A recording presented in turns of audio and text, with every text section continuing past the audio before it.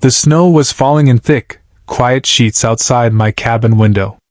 It was one of those winter mornings where the air feels heavy and the world moves slower.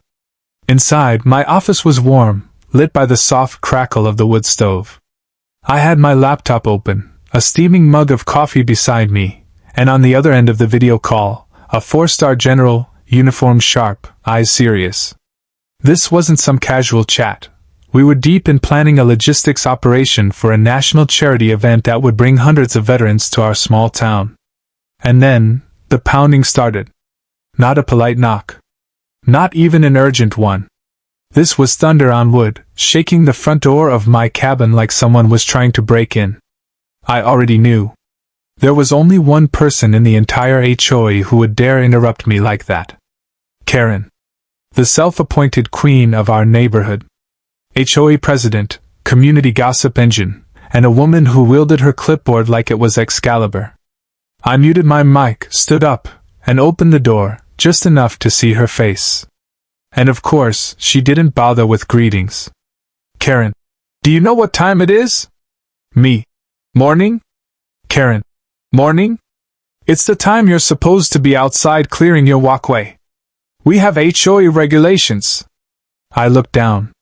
The snow was still falling. No one in their right mind would start shoveling now. But Logic and Karen had never been formally introduced. Me. Karen, I'm busy. She didn't wait. She pushed past me. Into my cabin. Into my office. I spun around, already feeling my jaw tighten. The general was still on my screen, waiting patiently. I had muted him, but the sight of his perfectly pressed uniform and the medals on his chest was, well, noticeable. Karen noticed. And for the first time in the 5 years I'd known her, she went completely silent. Her clipboard slipped a little in her hands. She took one step closer to my desk, eyes narrowing, not in anger, but in confusion. Karen. Who is that? Me. A friend. We're working on something important. Karen. Important? What could you possibly be doing that's so important? You're in violation of... The general cleared his throat, loud enough that even through my laptop speakers, it sounded like the kind of noise that made soldiers straighten their spines. Karen froze. General. Is there a problem here? Her eyes darted from him to me, and for the first time, I saw uncertainty in her expression. She actually stepped back. Karen. I didn't realize you were busy. Me. I told you I was. But she wasn't done. No, this was Karen. If she couldn't win the argument, she'd at least try to collect information. She scanned my office. The maps pinned to the walls, the notes scattered across my desk, the folders marked confidential. Every detail was feeding her curiosity like a gourmet meal. Karen. Are you planning some kind of government thing? I didn't answer. I just stared at her. The general, however, decided to step in. General. Ma'am, I'm sure you have community duties to attend to. This operation is classified. I would suggest you allow us to continue. That was it. That was the line that ended her little inspection. She turned on her heel so fast, her boots squeaked against the hardwood. Karen. Well, all right then. Just don't forget about the walkway. And she left, slamming the door behind her. That should have been the end of it. But this was HOA Karen.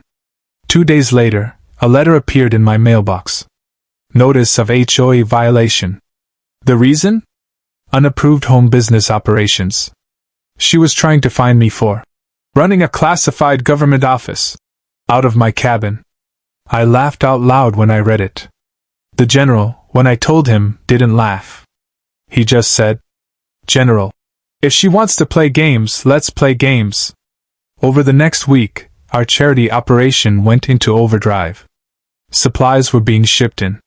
Volunteers were arriving from other states.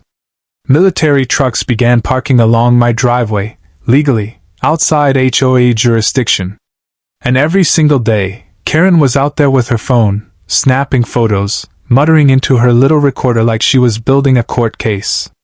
What she didn't know was that the event we were planning was going to be held in her precious HOA clubhouse. We had rented it out months ago under a different name. One of the other veterans had booked it through a shell nonprofit we used for logistical purposes. Karen had signed off on it without reading the details. When the day arrived, I was standing right in the middle of her pristine, HOA-approved meeting hall, surrounded by veterans in dress uniforms, tables stacked with food, and banners that read, "Welcome home, heroes." Karen walked in, clipboard in hand, ready to shut it down. Then she saw the general, not on a laptop this time, but in person, shaking hands with the mayor, laughing with the chief of police. And she just stopped.